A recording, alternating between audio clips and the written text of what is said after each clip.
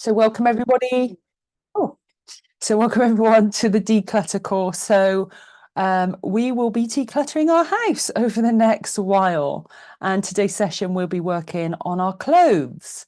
So we'll be working following kind of the KonMari method, but the KonMari method is quite extreme. I've done it before myself, but it's amazing. Like you go through different categories in your house and you put everything on the bed.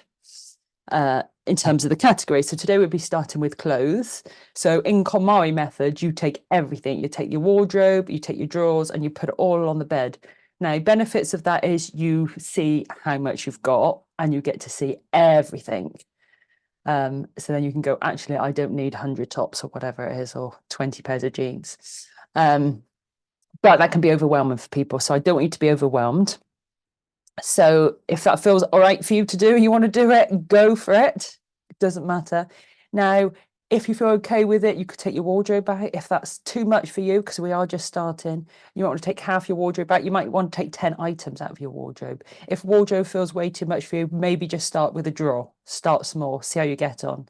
And then you'll know in other weeks whether that's too much or too little. So start smaller, perhaps, unless you know you're okay with it.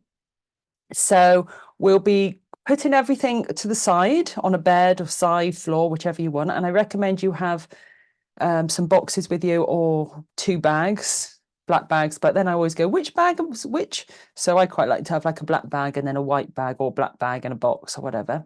We can just put it in piles, but I prefer to just have it in the bag ready to go. And then you can have 1 bag for rubbish, 1 bag for like charity shop.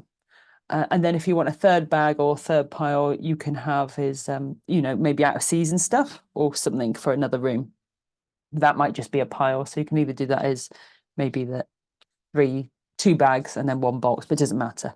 Basically, we've got our 3 piles. We've got our definitely don't need this rubbish, like just, I don't know, something that's completely broken that you're going to put into one of those recycling bins. You've got your charity bag or donate to other people bag, and then you've got maybe out of season stuff or maybe I'll lose weight one day and come back to that, but it doesn't fit me at the moment, bag or pile. So let's pause this.